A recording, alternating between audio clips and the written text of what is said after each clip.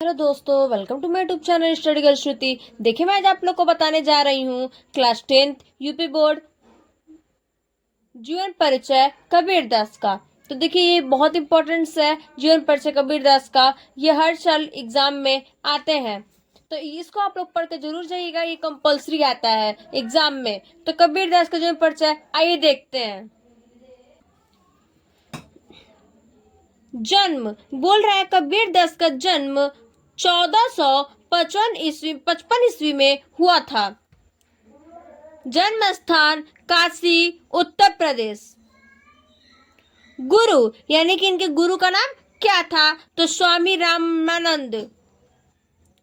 और इनकी पत्नी यानी कि जो कबीरदास थे, उनकी पत्नी का नाम क्या था? तो लोई। पुत्र, अब इनके पुत्र का नाम क्या था? जो कबीरदास के पुत्र थे उनका नाम था क्या? कमाल। और जो पुत्री थी उसका क्या नाम था? जो कबीरदास की पुत्री थी उसका क्या नाम था? कमाली।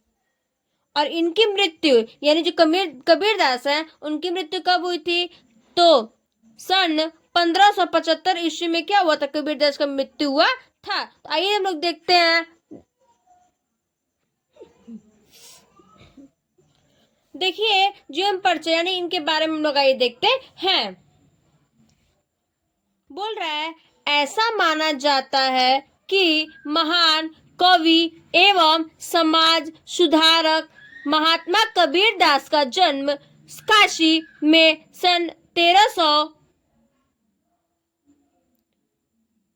1398 ईस्वी सन 1455 ईस्वी में हुआ था। यानी इन दोनों के बीच में क्या हुआ था? इनका जन्म हुआ था।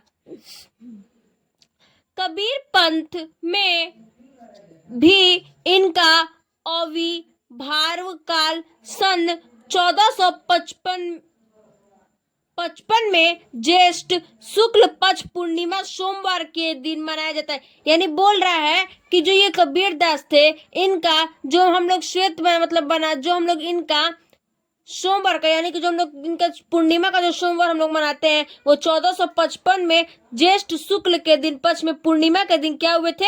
ये मनाया जाता है।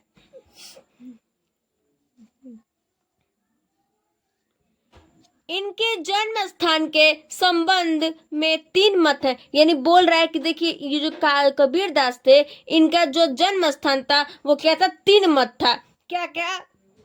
काशी, मगहर और आजमगढ़। उनके 3 मत थे।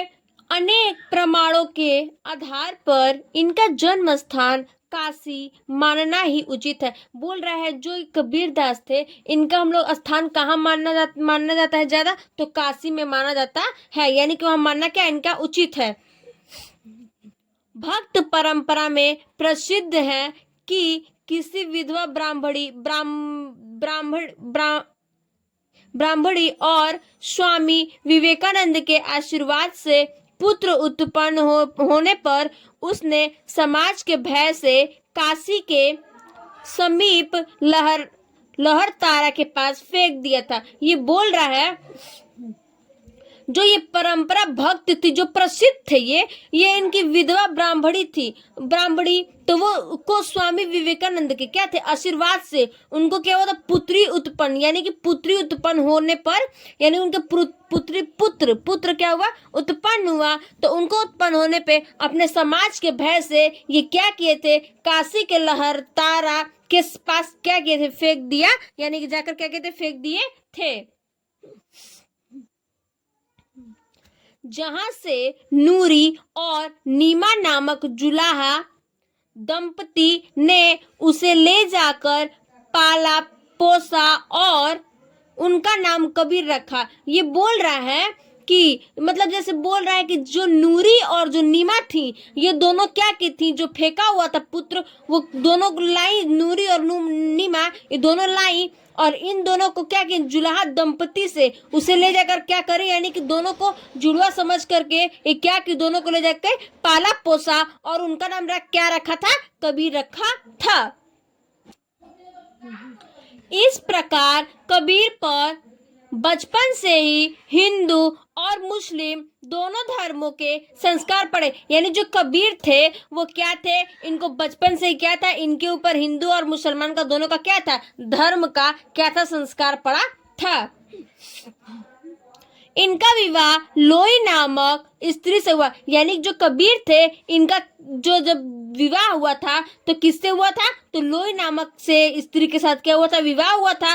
और जिससे कमाल और कमाली नाम की दो संतानें, यानी कि जो लुई थी, जो कबीर दास थे, जो उनकी लुई थी, उनकी स्त्री, उससे क्या हुआ था, दो संतान उत्पन्न हुए थे जिसका नाम क्या था, कमाल और कमाली। महात्मा कबीर के गुरु स्वामी रामानंद जी जिनसे गुरु मंत्र पाकर ये संत महात्मा बन गए। यानी कि जो कबीर थे, वो महात्मा जो कबीर थे, वो गुरु स्वामी यानी रामानंद जो रामानंद थे, उनसे वो क्या हुए थे, उनके मतलब ये संत पा करके महात्मा क्या हुए थे, बन गए थे। जीवन के अंतिम दिनों में ये मगहर चले गए थे। यानी जो कबीर थे वो जीवन के अंतिम दिन यानी कि सबसे लास्ट दिन में क्या किए थे, मगहर चले गए थे। और इनकी मृत्यु सन 1575 ईस्वी में हुआ। यानी कि वहां जाने के बाद जो कबीर थे इनकी मृत्यु क्या हुई थी, 1575 ईस्वी में क्या हुआ था। आइए देखते हैं इसकी रचना क्या है।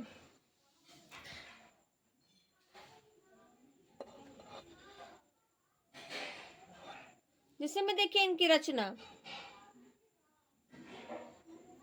देखिए इनकी रचनाएं क्या है, रचनाएं साखी, शवद, रामायणी, यानी सब क्या है इनकी रचना है। जो साखी है, शवद और रामायणी, ये सब इनकी क्या है, रचना है। Thank you. चलिए फिर देखते हैं हम लोग अगले वीडियो में।